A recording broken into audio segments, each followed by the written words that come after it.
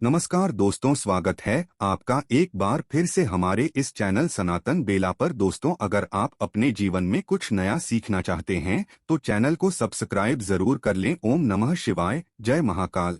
आप सबको पता है कि सावन का बहुत ही पवित्र महीना चल रहा है और कल है सावन अधिक मास की नवमी तिथि, जो कि इस पर्व को, इस महीने को बहुत ही विशेष और बहुत खास बनाती है। अगर आपकी किसी भी इच्छा के लिए आप बहुत दिनों से परेशान चल रहे हैं, वो इच्छा पूरी नहीं हो रही है, तो इस नवमी तिथि के दिन एक छोटा सा उपाय करिएगा। कटोरी और गिलास वाला आपकी सारी इच्छाएं पूरी होंगी। पूज्य गुरु जी की कथा से सुन के बहुत अच्छे से आपको बताऊंगा, ठीक है, कैसे करना है इस पूरे उपाय को। पहले आपको बता दूं, इस पूरी वीडियो में हम लोग 4 बहुत ही सुंदर से उपाय की बात करेंगे जो कि कल के दिन आपको जरूर करनी चाहिए। ठीक है, चलो समझते हैं। सबसे पहले उपाय की बात करते हैं कि इसके बेनिफिट क्या है। इसके सबसे बड़ा फायदा है वह है मनोकामना। अगर आपकी बहुत दिनों से अधूरी रह जा रही है, पूरी नहीं हो पा रही है, तो इस काम को करेंगे। ठीक है, यहाँ पर आपको दिख रही होंगी 2 कटोरी दिख रही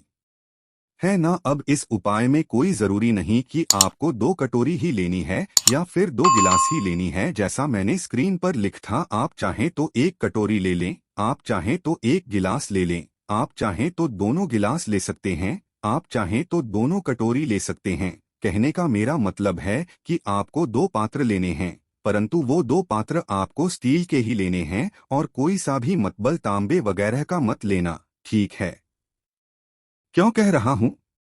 क्योंकि जो आप ये पात्र लोगे, इसमें एक पात्र में आपको डालना होगा दूध, और वो दूध होगा कच्चा दूध, गौ माता का, यानी कि गाय का कच्चा दूध होगा। ठीक है, और एक जो दूसरा पात्र, उस पात्र में आपको डालना होगा पानी यानी कि जल, वो भी अपने घर से। ठीक है, इसको आपको एक के ऊपर एक, जैसे आपको इसे अपने दोनों हाथों पे एक के ऊपर एक रखना, दोनों हाथों मतलब कि हाथों में लेना और एक के ऊपर एक रखना। साथ ही साथ लेनी होगी आपको बेलपत्र, बहुत ही प्यारी सी 5 बेलपत्र लेना है। देखो, मैं एक बात बताऊं आपको, मैं थोड़ा सा जल्दी जल्दी बोल रहा हूं, मेरी आंखों में बहुत गड़ रहा है। मेरा आंख है ना, पता नहीं क्यों मेरा आंख सही हो कि नहीं पा रहा है। इतने दिन हो गए, क्या ये दिक्कत हो गई है? तो थोड़ा आप लोग, ठीक है, तो 5 बेलपत्र लेना, बहुत ही प्यारी सी सुंदर सी। अब क्या करेंगे, उन 2 पात्रों को लेंगे और 5 बेलपत्र लेंगे। सबसे पहले फेस रखेंगे उत्तर दिशा, नॉर्थ डायरेक्शन। इस उपाय को महादेव के शिवलिंग के ऊपर ही करना है,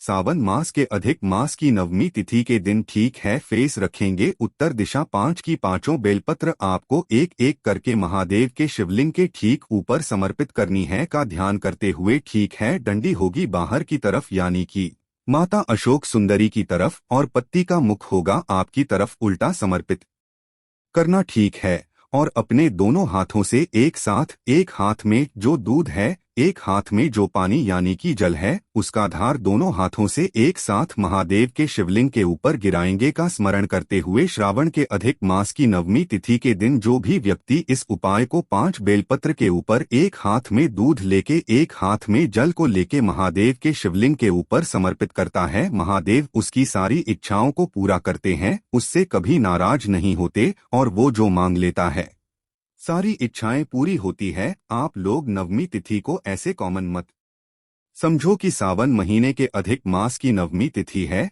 बहुत ही प्यारा सा है, बहुत ही प्यारा सा दिन है, तो इस उपाय को जरूर करना। ठीक है, समझ में ये बात मेरी? चलो, तो यहाँ पर हमने बात कर ली है अपने पहले उपाय की, आगे बढ़ते हैं। अब इसी वीडियो में हम लोग अपने दूसरे उपाय, जो कि सावन मास के अधिक मास की नवमी तिथि के दिन करना होता है, ये उपाय बहुत प्यारा है। ठीक है, कैसे करना समझिएगा, स्क्रीन पर आपको दिख रहा होगा यहाँ पर दूरवा। अब सबसे पहले ये समझो कि ध्रुवा को ले तो, परंतु भैया इसके बेनिफिट क्या है, फायदे क्या है?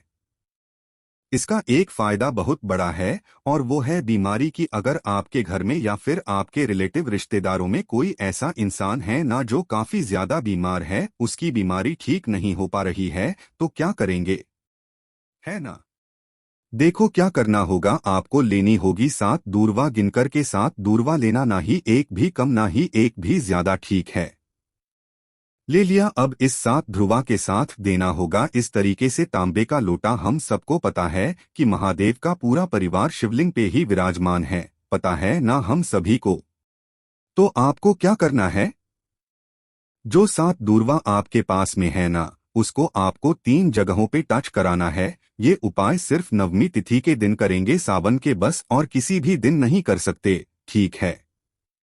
क्या आपको करना होगा, सबसे पहले उस 7 दुर्वा को माता अशोक सुंदरी के स्थान पे एक बार हल्का सा टच कराना है। किसका नाम लेना है? हाटकेश्वर महादेव का नाम लेना है। किसका नाम? हाटकेश्वर महादेव का नाम लेना है। पहले यहाँ हो गया। उसके बाद आपको क्या करना है? भोले शंकर के शिवलिंग के ठीक ऊपर अभी आपको माता अशोक सुंदरी के स्थान पे था, यही 7 दुर्वा उठाकर के सबसे पहले समर्पित करेंगे। किसके ऊपर? भोले शंकर के शिवलिंग के ठीक ऊपर। यहाँ पर भी वही नाम लेंगे, हाटकेश्वर महादेव के नाम से हो गया। लास्ट में क्या करेंगे? आपको इसी रुवा को जो यहाँ पे समर्पित किया है, इसको उठाएंगे और भगवान गणेश के स्थान पे समर्पित कर देंगे हाटकेश्वर महादेव के नाम से 7 की 7 दूर्वा को, ठीक है? इतना करने के बाद एक लोटा शुद्ध जल तांबे के लोटे से महादेव के शिवलिंग के ऊपर समर्पित करना हाटकेश्वर महादेव के नाम से, ठीक है? समर्पित हो गया। जल बहता हुआ जलाधारी से नीचे गिरेगा। इस जल को थोड़ा सा रोक लेना, ठीक है? रोकने के बाद इस जल को उठा लेना और जो है इसको उठा लेना और लेके चले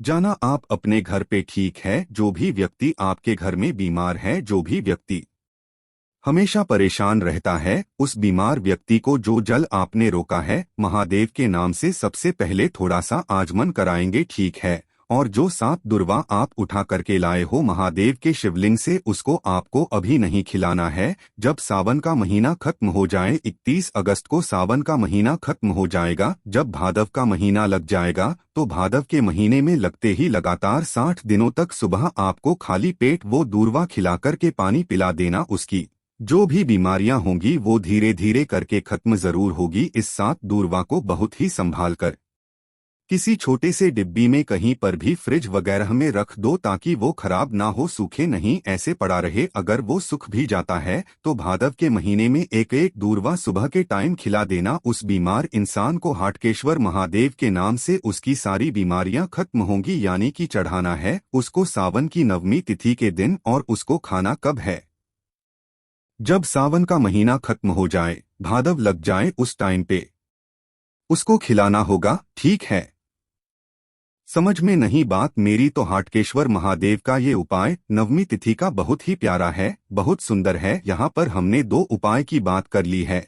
आगे बढ़ते हैं। अब इस वीडियो में हम लोग अपने तीसरे उपाय की तरफ। तीसरा उपाय क्या है, इसके क्या फायदे हैं, उससे पहले एक छोटा सा काम, और वो है वीडियो करिए लाइक। जितने भी भाई बहन मेरी आवाज पहली बार सुन रहे हैं, चैनल को सब्सक्राइब करिएगा।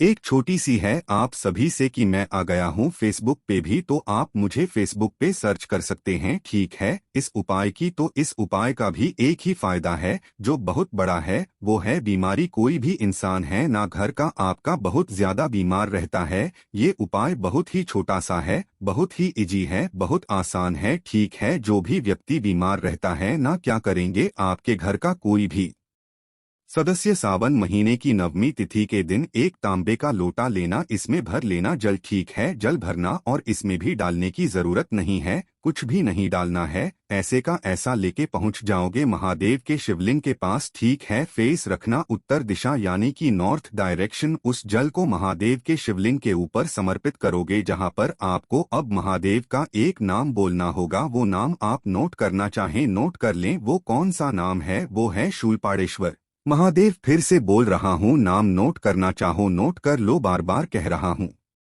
शूलपाणेश्वर महादेव के नाम से एक लोटा जल महादेव के शिवलिंग के ठीक ऊपर करना, ठीक है? ये जल क्या होगा, बहता हुआ जलाधारी से नीचे गिरेगा। इस जल को थोड़ा सा रोक लेना, ठीक है?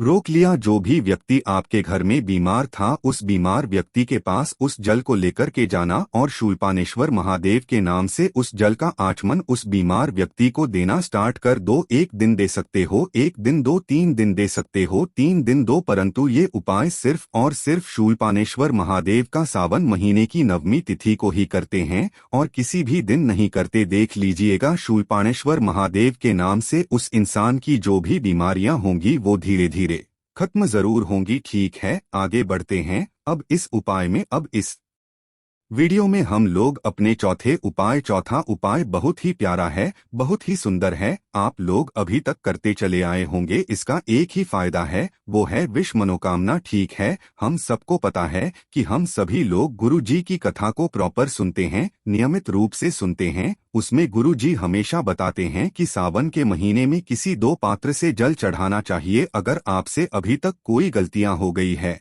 आप रेगुलर नहीं चढ़ा पाए, आपसे कोई मिस्टेक हो गया है, तो सावन महीने की नवमी तिथि के दिन कोई भी दो पात्र ले लेना। कोई सा भी दो पात्र, आपको कोई जरूरी नहीं तांबे का हो, स्टील का हो, लोहा हो, कुछ भी हो, कोई भी दो पात्र ले लो, ठीक है। दोनों पात्र में जल भर लेना अपने घर से, ठीक है। और अपने घर से जल भर कर के महादेव के शिवलिंग के पास जाना। अभी तक जो गलतियां की होंगी, सारी गलतियां माफ हो जाएंगी। दोनों हाथों से जल महादेव के शिवलिंग ऊपर स्मरण करते हुए लगा लेना, और जो जल बहता हुआ आएगा इसको दाहिने हाथ में लेके दोनों आंखों पे लगा लेना। कहोगे भैया ये तो हम हमेशा करते चले आए हैं, नवमी के दिन ऐसा विशेष क्या है कि जब हम नवमी तिथि के दिन दो कलश को लेते हैं, दो पात्र को लेते हैं, तो एक पात्र का जो जल होता है ये ऑटोमेटिकली अपने आप गंगाजल बन जाता है महादेव के शिवलिंग के पास पहुंचते ही। इसीलिए नवमी तिथि के दिन दो पात्रों से जल जरूर चढ़ाना को चाहिए। अगर अभी तक आप नहीं चढ़ाते हैं या फिर आपसे रेगुलर नहीं हो पा रहा था, तो आप नवमी तिथि के दिन इस काम को जरूर करेंगे, ठीक है। समझ में आई बात मेरी? तो देखो, मुझे थोड़ी सी तबीयत, मेरी आंखों को लेकर के दिक्कत है, मैं थोड़ा समझ नहीं पा रहा हूँ, तो हो सकता है कि मैं आपको समझा भी ना पा रहा हूँगा। तो अगर कुछ समझ में नहीं आया तो उसके लिए मैं दिल से माफी चाहता हूँ। मैं जैसे ही थोड़ा सा प्रॉपर ठीक हो जाऊंगा, मेरी आंखें ठीक होगी, फिर से मैं आपको उसी तरीके से वीडियो बना के दूंगा। बट अभी ऐसे जल्दी जल्दी वीडियो बना दे रहा हूं क्योंकि मैं एक ही आंखों से बना रहा हूं, तो कभी कुछ दब जा रहा है, कभी कुछ, तो उसके लिए माफी चाहता हूं। वीडियो पसंद आई होगी तो लाइक कर दीजिएगा, नहीं पसंद आई है तो आज मैं आपसे कहता हूं कि आप डिसलाइक भी मार देना, ठीक है। तो अगर कुछ भी पूछना हो तो नीचे कमेंट में पूछना, और जितने भी भाई बहन हैं अचानक से चैनल पे आए तो चैनल को सब्सक्राइब कर दीजिएगा। ओम नमः शिवाय, जय महाकाल।